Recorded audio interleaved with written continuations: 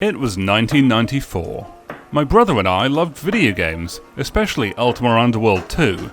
I dreamed of making video games myself. Enter Klik and Play. In those days, games magazines came with a cover disc that had lots of cool games in it. This one had a free demo of Klik and Play. This wasn't just a game, it was software to make your own games. This was intoxicating because it seemed that with a little effort, new games would just explode out of your mouth somehow. At last, the power I wanted was in my hands. Klik and Play had an admirable simplicity. You could pick objects from the ready-made libraries and put them right into your game. Even when they were on your mouse cursor, the game characters were raring to go.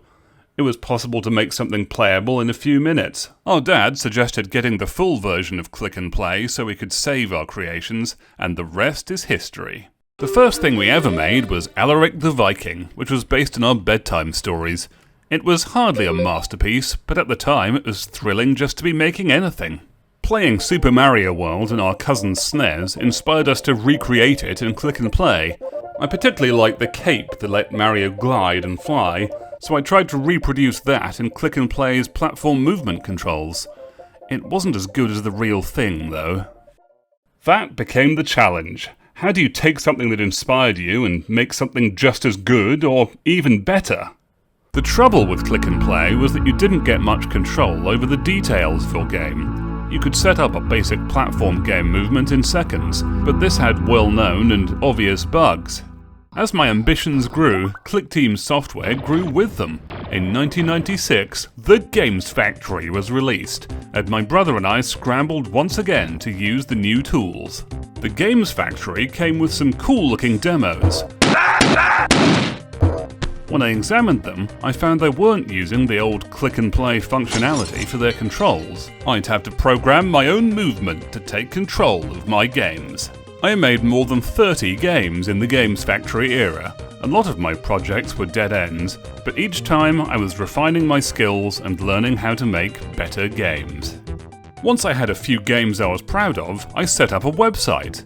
It had games, previews, wallpapers, and sound schemes for Windows. As of this video, the website is somehow still up. A few of my projects taught me how to make useful game features. I couldn't find a way to turn my Time Masters demo into a full game, but it taught me how to make time-slowing effects. These are still a part of my games today.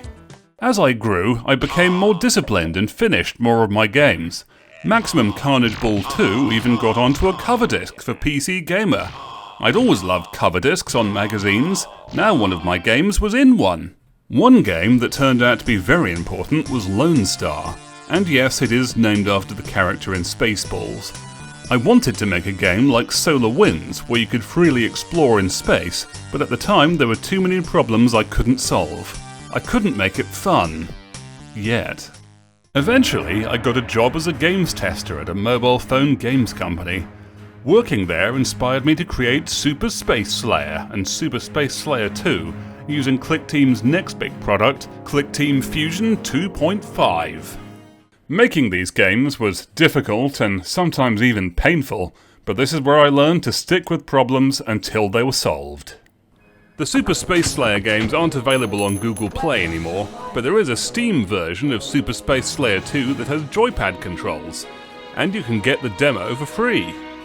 I regret a few things about how I programmed Super Space Slayer 2, but the lessons learned inform how I work in Klik Team Fusion today. After those games, I dreamed of making something even bigger. Even though I knew it could be a massive project, I got started on an open-world space shooter. Super Space Galaxy is insane. Making this game has pushed me beyond what I thought possible. With randomly generated maps to explore, robust weapon systems, and a much higher level of polish, the graphics are from the original Tyrion, one of my favourite shareware games from my childhood, made available by the original artist Daniel Cook. If my teenage self saw this game, he wouldn't believe his eyes. That's where you come in. Klik Team Fusion 2.5 is a popular game-making tool, but a lot of people struggle to get started with it. It's easy to make something very quickly, but anything that's easy to make tends to be underwhelming. Many successful games like Five Nights at Freddy's have been made in Klik Team software, but it's still not that well known. Making something substantial takes a lot more skill and knowledge. You're actually better off avoiding a lot of the default functionality from Klik Team and making your own features instead. Even if you know what question to ask, finding the information you need can be a lot of work. Most people get frustrated with not being able to do anything interesting and give up. I know how to use Klik Team products effectively because I've been using them since day one. I've learned to make my own physics engine, time-slowing effects, and text system to get more control over my games. Making Super Space Galaxy has forced me to solve problem after problem, so whatever you're trying to make, I know I can help you make it. You don't have to go through the same struggle I did. My coaching program is designed to get you up and running, making your first substantial game.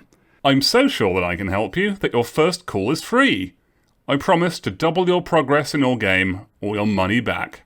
Click the link in the description to sign up for a free call with me, and let's get you on the path to being the game developer you always wanted to be.